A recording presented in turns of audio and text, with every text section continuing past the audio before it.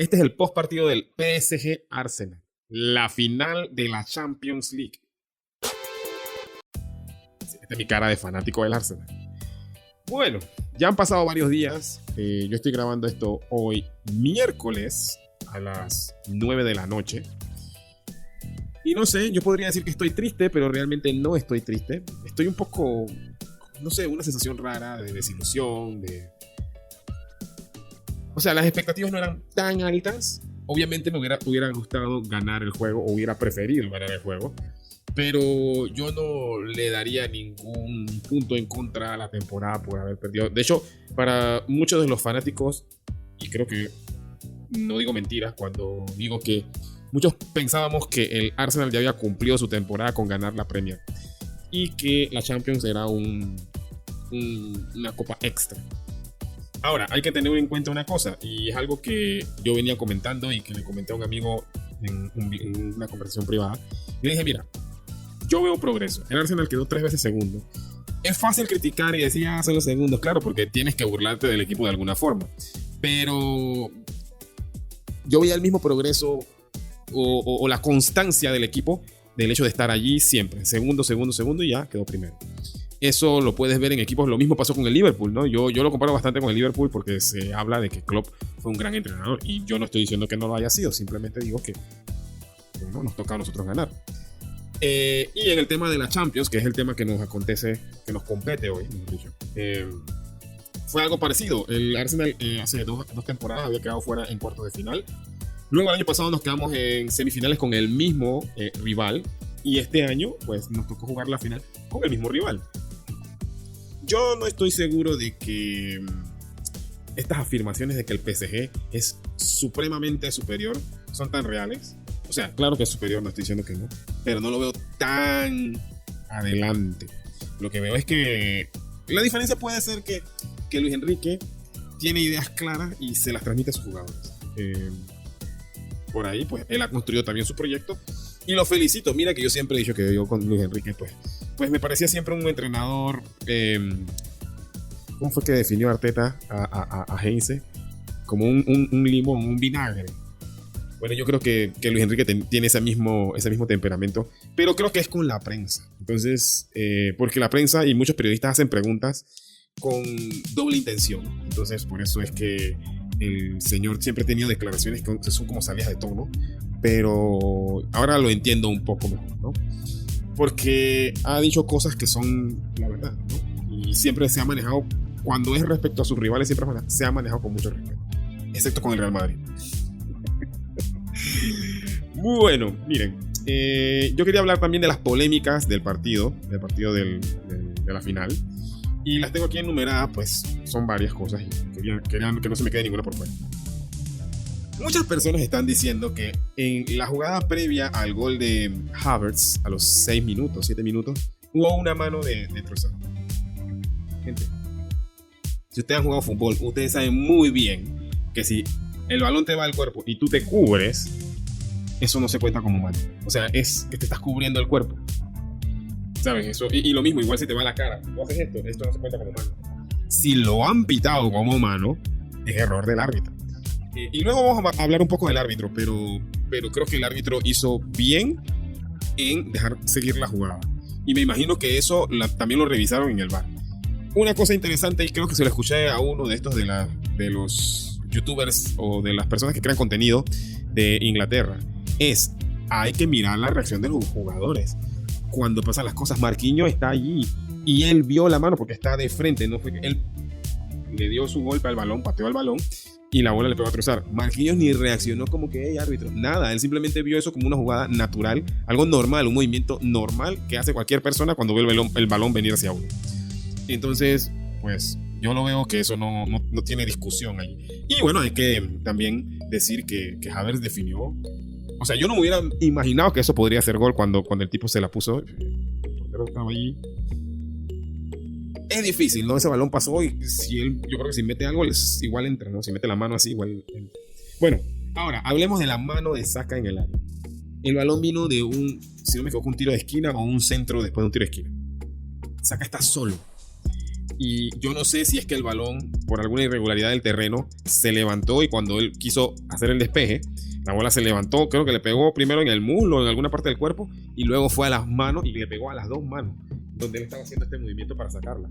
Ahora, con otras manos que han pasado en esta misma edición de la Champions League, yo diría que eso es 50-50. Es decir, el árbitro estaba a 3 metros, él vio todo el movimiento y él juzgó que me imagino que ningún jugador del PSG estaba cerca y que el jugador del Arsenal no tenía ninguna intención real de jugar ese balón con la mano. Ahora, si el árbitro hubiera pitado esa mano como un penal, yo no me hubiera quejado. Pues, al final, están extendidas, sí le está dando un beneficio a él porque, claro, al pifiarle el balón y él tener la mano así extendida y la bola de ahí, le queda de nuevo para terminar de hacer el despeje. Eso ya es mucho criterio del árbitro. Yo estoy 50-50 con esa mano. Si se la hubieran pitado, no hubiera estado molesto, pero también, pues, esta vez nos benefició un poco esta duda.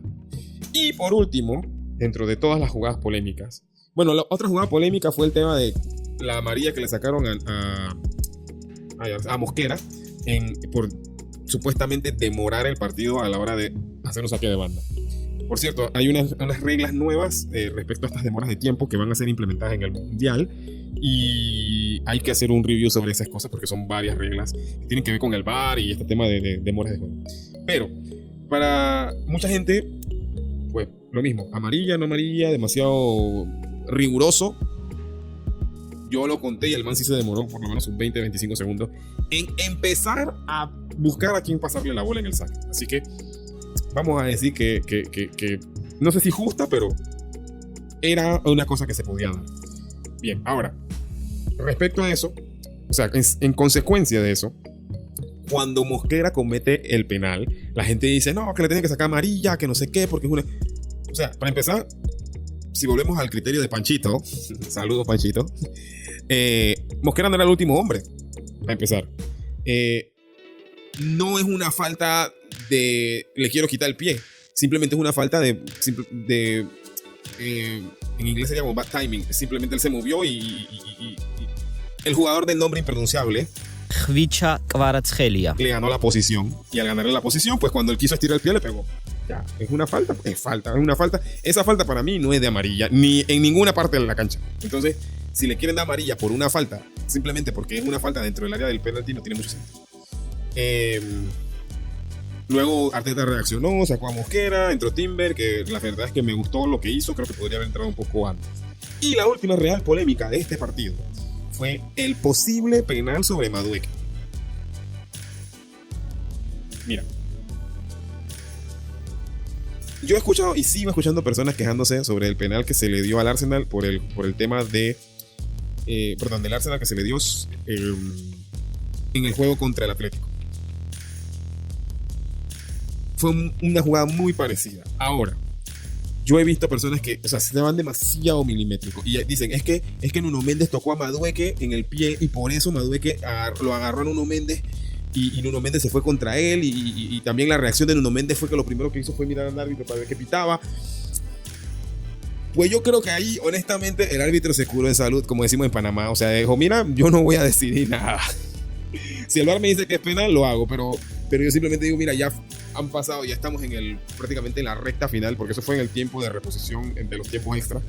Yo creo que él no quiso arriesgarse a que le dijeran, mira, definiste un ganador de Champions por un penalti que era un poco dudoso.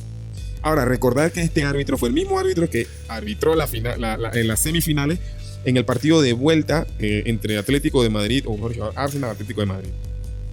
Entonces, ese árbitro ya ha tenido sus polémicas. De hecho, creo que es uno de los árbitros que no va al Mundial precisamente por eso, porque ha tenido sus, digamos, partidos donde no ha sido muy acertado, para usar una palabra amable. Y bueno, eso es parte del tema de las críticas. Hice una transición ahí sin verme. Entonces, no sé, yo escuché por algún lado, después no pude volver a encontrar el artículo donde al árbitro pues lo elogiaban por su trabajo en este partido de la final. Yo pienso que el árbitro, para mí, yo intento ser imparcial en estas cosas, a pesar de que yo, claro que voy con el Arsenal, pero yo pienso que el árbitro fue bastante no imparcial, ¿cómo decirlo? O sea, que se equivocó para ambos. No es que se estaba equivocando solo y solamente a favor del Arsenal. Yo pienso que se equivocó tanto contra el Arsenal como a favor del Arsenal. Es decir, también contra el PSG como a favor del PSG. No sabría qué decirte. Ahora, claro, estos errores arbitrales se ven más si tú eres el que tienes el balón y estás atacando, como el penalti. El penalti es una jugada provocada. Mientras más atrás te defiendes, más fácil va a ser que te piten un penalti. Bien. Hablando de eso, hablando del penalti y del juego defensivo, que es la otra crítica que he escuchado del Arsenal. Y ahora escucho también que la gente dice que eso es lo que el Arsenal sabe hacer bien. Muchachos, yo quiero entender de qué se trata el fútbol. El fútbol para mí se trata, claro, que de juego precioso, bonito, vertical, estilo lo que jugaba Wenger al principio de los años 2000. Te podría decir algo un poco como lo de Liverpool, aunque a mí no me gustaba mucho el Liverpool, pero bueno, porque era muy dependiente de la figura y no tanto del sistema. Pero también saber defender bien es un arte.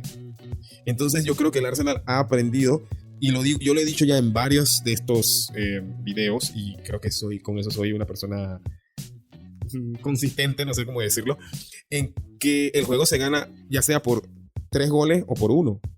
Entonces, para mí, el error del Arsenal fue echarse demasiado atrás, demasiado pronto.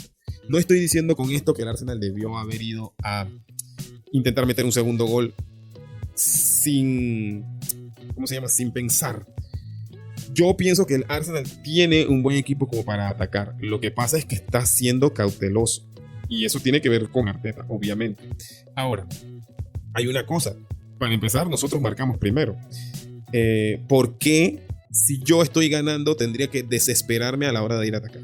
Yo creo que el error más grande del Arsenal en este aspecto, más que defender, fue defenderse demasiado cerca de raya. Obviamente es para no darle espacio a un Khvicha Kvaratskhelia. Y para lo mismo del otro lado con Doué, y que no puedan robarle las espaldas. Entonces que están por eso mucho más cerca. Pero el problema de eso es que te pasan cosas como el penalti. Entonces, por eso yo nunca seré muy buen amigo de eso. Y siempre pondría por lo menos 1 o 2 referentes ofensivos para mantener al equipo que me está atacando preocupado. Y creo que eso fue lo que hizo en el segundo tiempo Arteta cuando hizo el cambio de poner a Gyökeres en la cancha. Yo pienso que también hay una cosa que no quiero que se me olvide y que no la apunté, no sé por qué, que es el tema de la experiencia. Una vez, hace varios años ya, estábamos hablando Panchito y yo, otra vez saludo Panchito, y hay una estadística, no recuerdo dónde la vimos, te estoy diciendo que eso fue hace como 2 años por lo menos, 2 o 3 años atrás, donde decía que la Champions la ganan las personas o los jugadores, no los equipos, los jugadores que más experiencia tienen en el torneo. Es decir, los jugadores con más juegos en los que han participado. O sea, por ejemplo, por eso tú veías a un Seedorf. O sea, eso es... Porque yo creo que el tema de eso está en que al tener más experiencia, estás en estas instancias decisivas con menos... No con menos presión, pero lo ves de una forma diferente. Es como, bueno, ya sé qué hacer, ya sé cómo reaccionar. Y escuché a uno y yo concuerdo con eso. Creo que el Arsenal hubo momentos en los que se apresuraba a querer hacer el desdoble ofensivo y por eso perdía el balón. Y claro, como digo, o sea, yo pienso que estaban muy nerviosos, muy nerviosos. Claro, porque se sentía el hecho de que si perdían, no estábamos en Champions. Pero al mismo tiempo, creo que esto es una súper experiencia. Y me atrevería a decir que la próxima temporada, que empieza ya en unos meses, el Arsenal va a hacer un buen papel de nuevo en la Champions. Y tenemos que tener en cuenta una cosa más. El Arsenal perdió la final por definición del tiro de penalti. Es decir, Arsenal no ha perdido. Y si no estoy equivocado, eso significa que si el próximo año empezamos ganando, sigue el conteo de partidos invictos. Es lo que yo creo, si no me equivoco. Porque si mal no recuerdo, siempre se dice que cuando el partido queda empate y se define por penalti, la definición por penalti no cuenta como derrota. Simplemente es una definición, es como tirar una moneda al aire para saber quién fue el que ganó. Aquí vienen los anuncios. Se viene la serie del Mundial. Suscríbanse y compartan el contenido si es que les gusta. Y si no, denle dislike. Si llegaron hasta aquí, le dan dislike. Bueno, puede que no te guste. Nada, seguimos, mira. Ahora quiero hablar un poco de los jugadores, de los duelos, de los jugadores que un poco dejaron o quedaron a deber. Porque mucha gente tenía muchas expectativas, por ejemplo, con este muchacho, el muchacho georgiano. Khvicha Kvaratskhelia. Todo el video hemos estado escuchando a mi amigo Nika diciendo Khvicha Kvaratskhelia. Versus Mosquera. Pues, solo podría decir que Mosquera perdió el duelo con Khvicha Kvaratskhelia. En esa jugada donde se marcó penalti. En todas las otras ocasiones creo que Mosquera fue el vencedor del duelo entre ambos. No me parece que el muchacho georgiano tuviera su mejor juego. Con esto no quiero decir que es un mal jugador, simplemente a veces no tienes el día, ¿no? Y así. Luego tenemos el otro duelo que era Saka versus Nuno. Ese duelo también me parece que lo ganó Nuno. Saka no hizo nada. Y obviamente tiene que ver un poco con que Saka estaba sacrificado. Es rarísimo decir tantas veces Saka. Pero estaba sacrificado ayudando a Mosquera en el duelo contra... sí.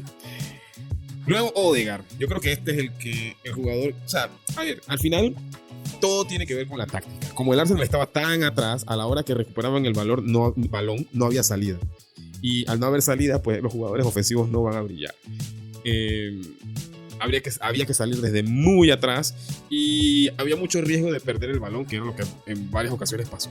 Creo que fue una muy buena idea, excelente idea meter a Gyökeres en el segundo tiempo, porque claro, como dicen la gente de la media inglesa, ese te baja hasta un piano del cielo. O sea, muy muy fuerte, un camión, como yo le digo a esos muchachos. Pues sí, aquí tendría que hablar un poco de la táctica del equipo, pero ya lo hice hace un rato, así que para qué voy a repetir lo que ya dije del tema de que se echó demasiado atrás el Arsenal a esperar al PSG y pues permitiéndole jugar. Yo creo que cuando el Arsenal por fin se relajó un poco y se dijeron, ¿saben qué? Nosotros podemos ganar esto jugando, empezaron a aparecer las oportunidades y el Arsenal empezó a dominar un poco el juego y el juego se volvió en algo un poco más de ida y vuelta. Pero no es que el Arsenal jugó su mejor juego ofensivo, porque eso sería mentir. Yo no estoy tan loco, ¿no? ¿Qué más pongo aquí? Bueno, sí, lo mismo. Respetamos demasiado al PSG y pues, demasiado cauteloso. Creo que al PSG se le podía atacar y nada, eso es. Un jugador que no tengo aquí apuntado en el guión, no sé por qué, que se tiró para mí un muy buen partido fue Vitinha. Y el otro fue Neves, que me recuerda en muchas formas, a ver, guardando las distancias porque son jugadores que todavía están en el proceso de hacer su propio camino, me recuerda un poco a Iniesta, el tipo de la movilidad, pues,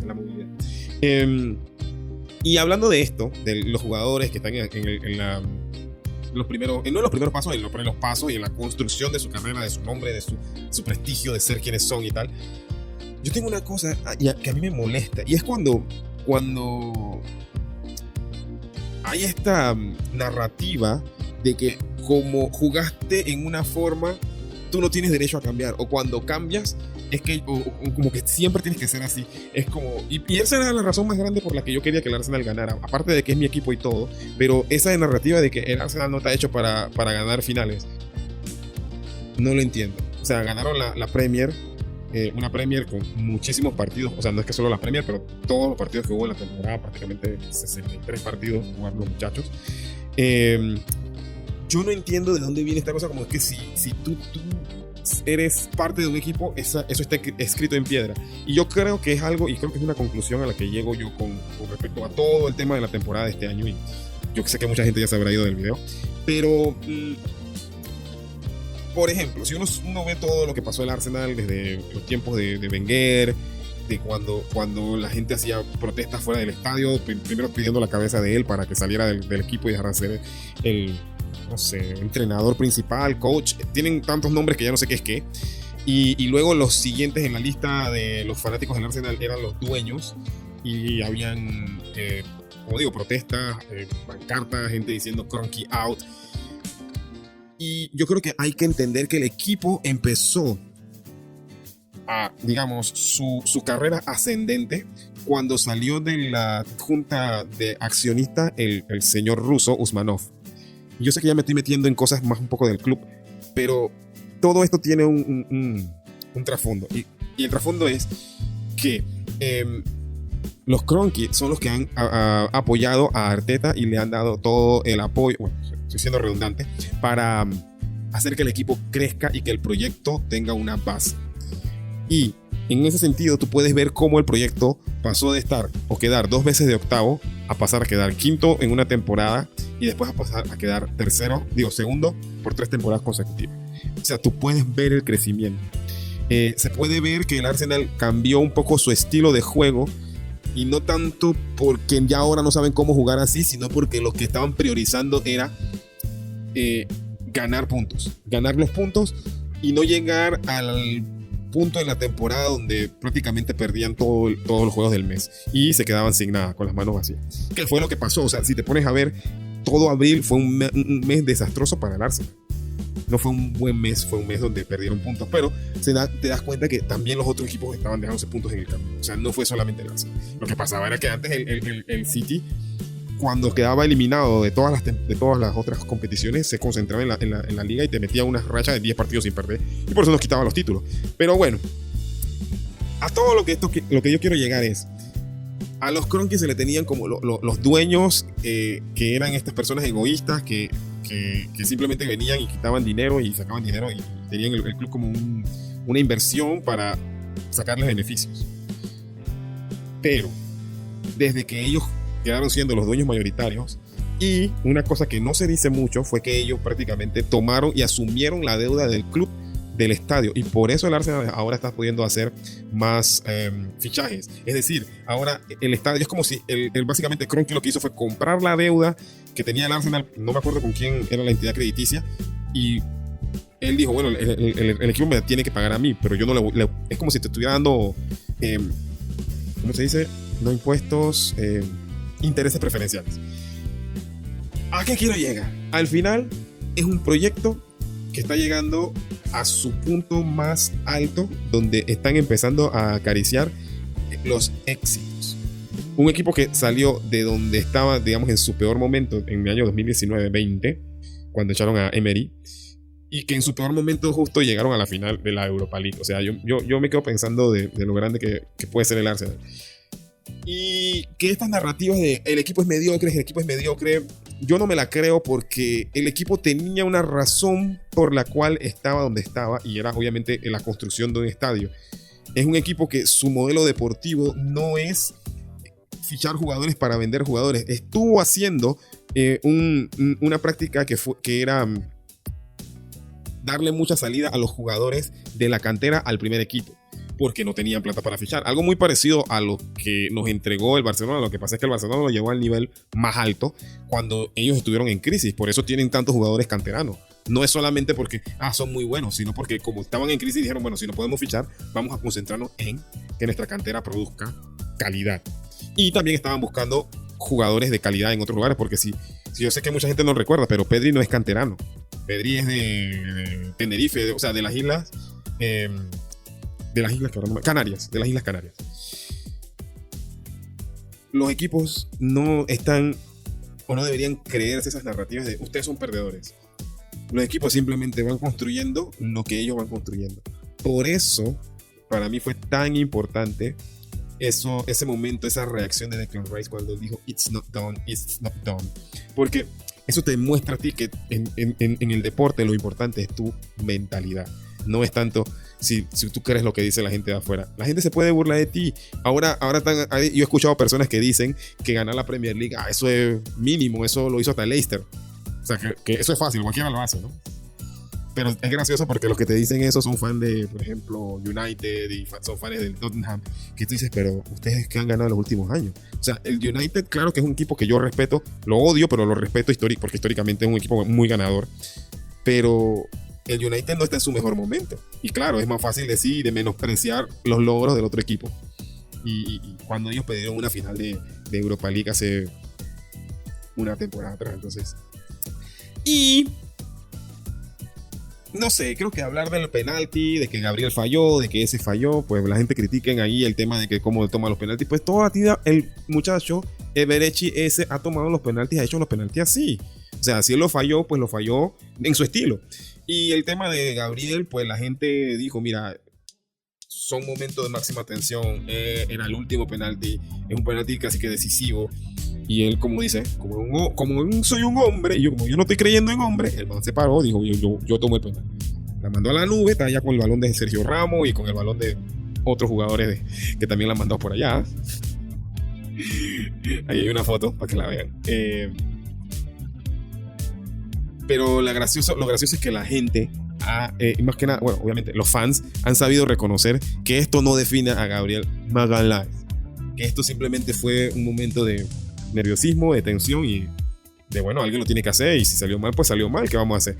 Y la gente lo que ha hecho es que el man, o sea, han ido y se han comprado la camiseta y le estampan el nombre de él como en muestra de apoyo y de que ganamos juntos, perdemos juntos. Así de sencillo. Y lo peor de todo, ya que esto es para el final, lo dejé para el final porque es que para mí es una vergüenza. Yo he estado bastante pendiente de las noticias y de todo el tema de las celebraciones. Y claro, he estado pendiente de las celebraciones porque son las celebraciones de mi equipo. Me hubiera gustado inmensamente poder haberme comprado un vuelo e irme para Londres, pero pues no lo hice. Ni para el día que fue espontáneamente.